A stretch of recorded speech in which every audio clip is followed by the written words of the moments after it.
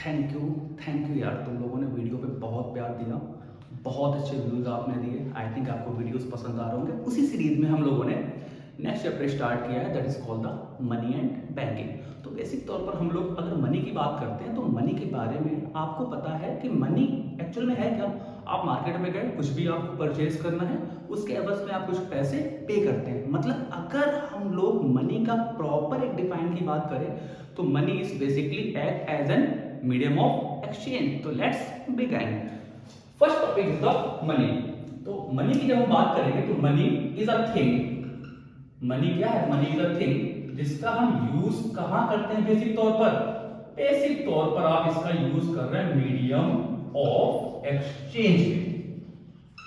तो money is act as an thing that is used as an medium of exchange. लेकिन अगर आप ये प्रॉपर डिफाइन आप लिख के आएंगे तो आपको प्रॉपर पूरे नंबर बोर्ड्स पे नहीं मिलना है। तो फिर सर करना क्या होगा?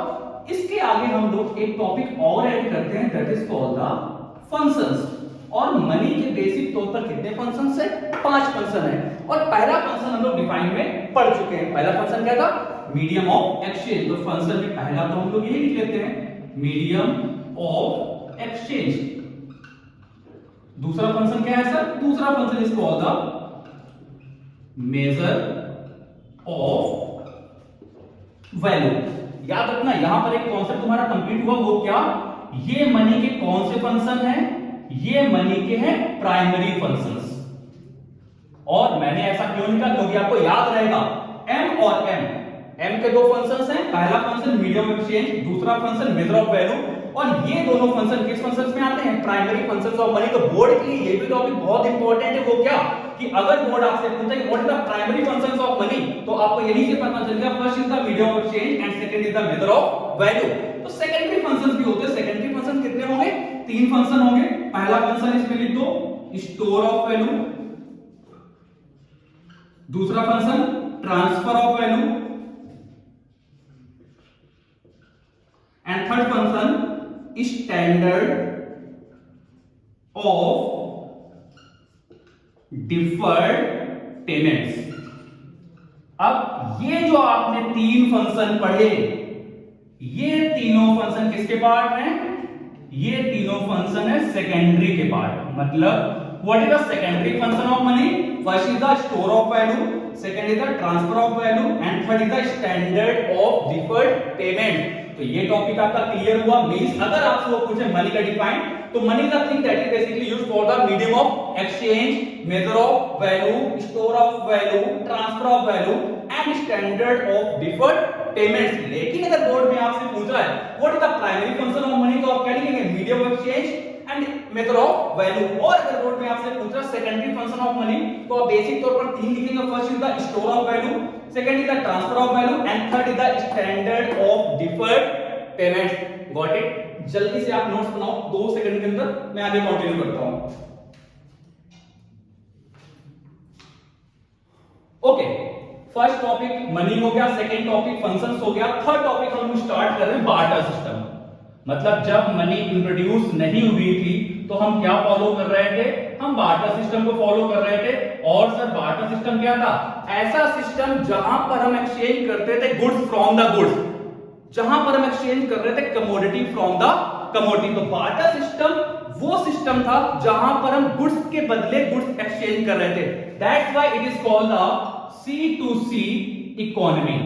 लेकिन बार्टर सिस्टम में कुछ ड्रॉबैक्स थे। ड्रॉबैक्स क्या थे?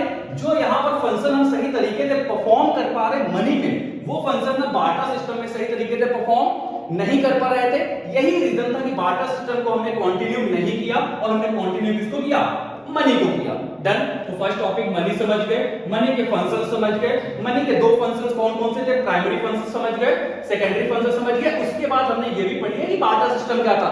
ऐसा सिस्टम जहां पर हम एक्सचेंज करते थे गुड्स फ्रॉम द गुड्स या commodity from the commodities called the barter system of exchange. Next one of the most important topic that is called the functions of money. अगर हम लोग यहां से आगे कंटिन्यू करते हैं फंक्शंस ऑफ मनी को, तो मनी के बेसिक तौर पर 2 फंक्शंस थे। पहला fiat and fiduciary money and the second is full bodied and credit money. Money के कितने फंक्शंस? दो function, fiat and fiduciary money, दूसरा function full bodied and credit money. बड़ा सिंपल सा कॉन्सेप्ट। फिएट मनी वो money होती है जिसको कौन इशू करता है? Government. Means fiat money are those money which are issued on behalf of the order and authority of the government. Means जो भी सेंट्रल गवर्नमेंट भारत सरकार क्या करे, नोट या करेंसी इशू करेगी, वो किस मनी में आएगी? फिएट मनी में आएगी। तो ये मनी कौन इशू करेगा? ये मनी इशू होगी किसके थ्रू? गवर्नमेंट के थ्रू। और यहां पर आपके सारे नोट्स और कॉइंस काउंट होंगे। Got it? Second topic is fiduciary money. Fiduciary money वो मनी होती है जो ट्रस्ट के बिहाफ पर इशू होती है। याद रखना, फिड्यूसरी मनी किस बिहाफ पर इशू होगी?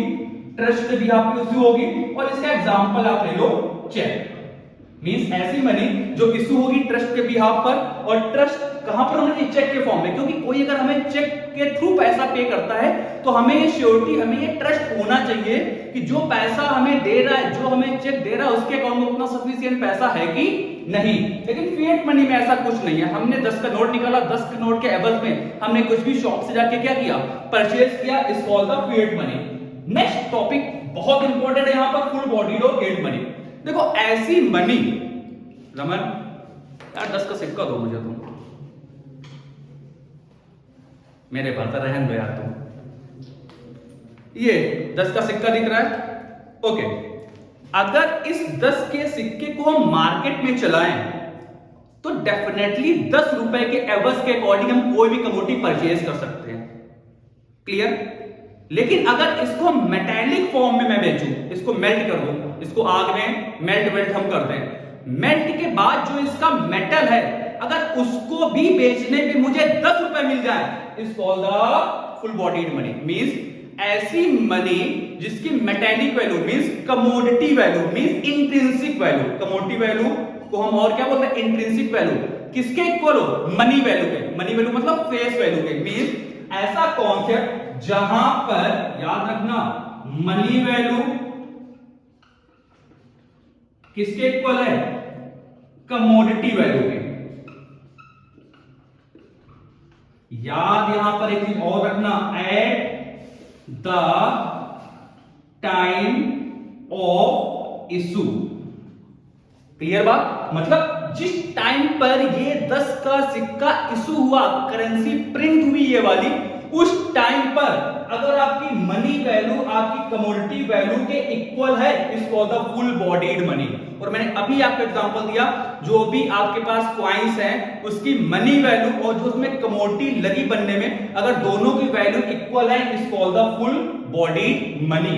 लेकिन क्रेडिट मनी में ऐसा नहीं है। क्रेडिट मनी हम जस्ट रिवर्स करते हैं। वो क्या करते हैं? ऐसी मनी जहां पर मनी वैल्यू आपकी क्या है? ज्यादा है। किस वैल्यू से? कमोडिटी वैल्यू से। मींस क्रेडिट मनी क्या है? ऐसी मनी जहां पर money value is greater than to the commodity value, is called the credit money. I think ये कॉन्सेप्ट आपको समझ आया। मैं जल्दी से फिर से आपको रिवाइज करा रहा हूं। हम टॉपिक क्या पढ़ रहे हैं? Forms of money. और जब हम फॉर्म्स ऑफ मनी पढ़ेंगे, फॉर्म्स ऑफ मनी में, सॉरी यहां पर शायद फंक्शंस ऑफ मनी लिखा है, तो यहां पर हम क्या लिखते हैं? Forms of money. जल्दी से इसको सही कर लो सब लोग। फॉर्म्स ऑफ मनी की जब हम बात करेंगे तो फॉर्म्स ऑफ मनी, मनी को हम दो पार्ट में क्लासिफाई करेंगे, फिएट एंड फिड्यूसरी मनी। दूसरा कॉन्सेप्ट है full bodied and credit money. Fiat money वो मनी होगी जिसको कौन इशू करेगा? Government, and it includes all the notes and coins. Fiduciary money क्या होगी? फिड्यूसरी मनी वो मनी होगी जो ट्रस्ट के बिहाफ पर इशू होगी, और ट्रस्ट के बिहाफ पर कौन सी मनी इशू होगी? चेक आपकी इशू होगी। फिर हम बात करते हैं full bodied money. Full bodied money वो मनी होगी जिसमें मनी वैल्यू और commodity value both are the same, equal, exactly equal at the time of issue. Money value को और क्या बोलते हैं? Face value. कमोडिटी वैल्यू को सर और क्या बोलते हैं? Intrinsic value. लेकिन हम बात करेंगे क्रेडिट मनी की, तो इसका जस्ट रिवर्स कॉन्सेप्ट चलेगा, और वो क्या होगा? जहां पर मनी वैल्यू क्या हो? Is greater than to the commodity value. मतलब जस्ट लाइक इन 2000 रुपीस का नोट ना, उसकी मनी वैल्यू तो 2000 के बराबर है, लेकिन उस पे जो कमोडिटी लगी उस नोट को बनाने में, वो आई थिंक 4.25 से लेके 4.75 रुपीस ही लगी। According to the situation of inflation and deflation in the market. मतलब अगर हम एक ऑन एन एवरेज बात करें तो 2000 के नोट में जो कमोडिटी लगी वो 4.5-5 रुपए के आसपास की लगी, लेकिन उसकी मनी वैल्यू कितने की है? 2000 की है। इस call the credit money. Got it? जल्दी से स्क्रीनशॉट लो, फिर आगे टॉपिक में कंटिन्यू करते हैं।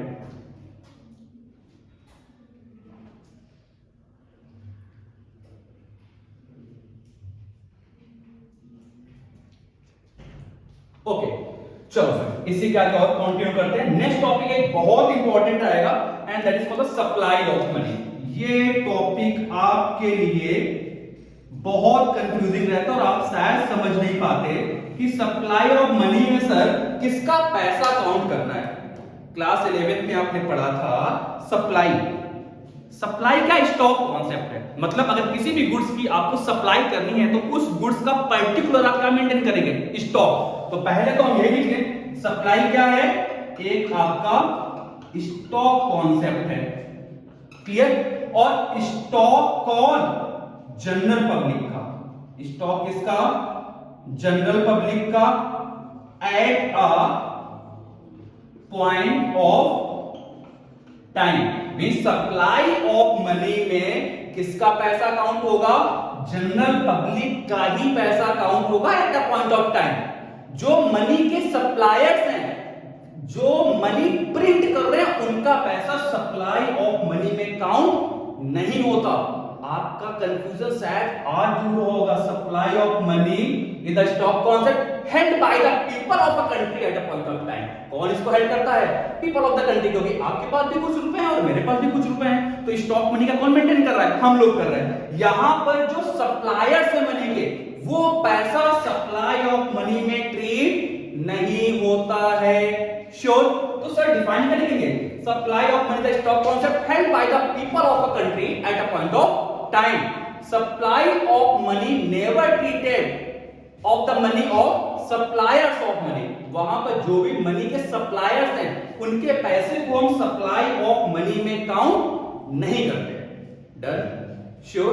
चलो एक बहुत इंपॉर्टेंट टॉपिक मनी का, और वो क्या? Measurement of money supply. Measurement of money supply. और जब मनी के सप्लाई के हम मेजरमेंट की बात करेंगे तो इसका फॉर्मूला होगा M1 is equal to C plus DD plus OD। Done? Measurement of money supply. Money के सप्लाई को मेजरमेंट करने के एक्चुअल में 4 तरीके, M1 measurement, M2 measurement, M3 measurement and M4 measurement. लेकिन CBSE के अकॉर्डिंग हम सिर्फ क्या फॉलो करते हैं? M1 मेजरमेंट फॉलो करते हैं। मैं कल वाले वीडियो में ISC वाले बच्चों के लिए M2, M3 और M4 मेजरमेंट और पढ़ा दूंगा। तो फिलहाल अभी हम फोकस किस पे कर रहे हैं? M1 मेजरमेंट पे। और M1 मेजरमेंट में क्या आएगा? C plus DD plus OD। What is the C? Currency held by the general public. What is the DD? Demand deposit या chequeable deposit. What is the OD? Is called the other deposit. Done? अब sir ये other deposit क्या है? अगर हम other deposit की बात करेंगे तो थोड़ा आप लोग ऊपर यहां पर देखना जरा। अदर डिपॉजिट में कुछ चीजें इंक्लूड होती हैं और कुछ चीजें इंक्लूड नहीं होती। Means does not include. Clear बात? अदर डिपॉजिट में कुछ चीजें इंक्लूड होंगी और कुछ चीजें इंक्लूड नहीं होंगी। तो सर क्या क्या चीजें इंक्लूड होगी? जल्दी से अपन लोग देख लेते हैं। पहला, डिमांड डिपॉजिट विद RBI। अगर RBI का कोई भी डिपॉजिट नाबार्ड के साथ है, अगर RBI का कोई भी लेन देन, कोई भी डिपॉजिट नाबार्ड के साथ है, तो वो अदर डिपॉजिट का पार्ट होगा। नाबार्ड जानते हो ना? National bank for agricultural and rural development. Done? National bank for agricultural and rural development. Second sir क्या होगा? सेकेंड आएगा डिमांड डिपॉजिट विद RBI। किसके साथ? फॉरेन बैंक या फॉरेन गवर्नमेंट के साथ। Done? Demand deposit with RBI of foreign bank, foreign central bank या foreign government. अगर हमारी RBI का कोई भी लेन देन फॉरेन सेंट्रल बैंक या फॉरेन गवर्नमेंट के साथ है तो अदर डिपॉजिट का वो भी पार्ट होगा। सर थर्ड पॉइंट क्या होगा? Third point, demand deposit with RBI of किसके साथ? International financial institution. मतलब अगर आरबीआई का कोई भी लेन देन इंटरनेशनल फाइनेंशियल इंस्टीट्यूशन जो है उनके साथ है, वो भी ओडी इंक्लूड करेगा। सर ये इंटरनेशनल फाइनेंशियल इंस्टीट्यूशन क्या होते हैं यार? दो ही तो होते हैं, फर्स्ट आईएमएफ, दूसरा वर्ल्ड बैंक। मींस अगर आरबीआई का कोई भी लेन देन इंटरनेशनल मॉनेटरी फंड के साथ है या वर्ल्ड बैंक के साथ है तो उसको भी ओडी इंक्लूड करेगा। डन? तो सर ओडी किसको किसको इंक्लूड नहीं करता? अगर हम डज नॉट इंक्लूड का कॉन्सेप्ट पढ़ें तो यहां पर तो जगह ही नहीं है। एक मिनट भाई जी, मैं यहीं पे लिख देता हूं, ठीक है? अब ये किसको इसको इंक्लूड नहीं करेगा? अगर आरबीआई का लेन देन गवर्नमेंट के साथ हो जाए, इंडियन गवर्नमेंट के साथ, याद रखना, अगर आरबीआई का कोई भी डिमांड डिपॉजिट गवर्नमेंट के साथ है या अगर आरबीआई का कोई भी डिपॉजिट कंट्री की बैंकिंग सिस्टम के साथ है तो इन दोनों पॉइंट्स को ओडी इंक्लूड नहीं करता। Got it? फिर से मैं एक बार रिवाइज करा रहा हूं। हमने पढ़ा मेजरमेंट ऑफ मनी सप्लाई, और मेजरमेंट ऑफ मनी सप्लाई का फॉर्मूला क्या पढ़ा? M1 is equals to C plus DD plus OD. What is the C? Currency held by the general public. What is the DD? Is called the demand deposit. What is the OD? Is called the other deposit. Other deposit में तीन चीजें include हुई और दो चीजें include नहीं हुई। कौन सी वो तीन चीजें इंक्लूड हुई थी? पहला, अगर कोई भी आरबीआई का डिमांड डिपॉजिट किसके साथ है? नाबार्ड के साथ है। नाबार्ड का मैंने फुल फॉर्म क्या बताया था? National bank for agricultural and rural development. तो ओडी इंक्लूड उसको करेगा। पहला पॉइंट कंप्लीट। दूसरा पॉइंट, अगर आरबीआई का कोई भी डिमांड डिपॉजिट, कोई भी लेन देन international financial institution like IMF या वर्ल्ड बैंक के साथ है, उसको भी ओडी इंक्लूड करेगा। थर्ड, अगर आरबीआई का कोई भी लेन देन, कोई भी demand deposit foreign central bank या फॉरेन गवर्नमेंट के साथ है, उसको भी ओडी इंक्लूड करेगा। सर किसको नहीं करेगा? अरे दो सिंपल सी बात, भारत के अंदर अगर आरबीआई का लेन देन गवर्नमेंट के साथ हो रहा है और अगर भारत के अंदर आरबीआई का लेन देन इंडियन कंट्री की, याद रखना भारत के अंदर, मैं बार बार बोल रहा हूं, भारत के अंदर किसी भी बैंकिंग सिस्टम के साथ हो रहा है, वो भी ओडी इंक्लूड नहीं करेगा। क्लियर? ओके, अब जल्दी से एक बार 2 मिनट में पूरे टॉपिक्स रिवाइज करते हैं। डेफिनेटली आपको यहीं पर लर्न हो जाएगा। सारे नोट्स बना के कंप्लीट कर लेना। तो पहला टॉपिक हमने क्या पढ़ा? What is money?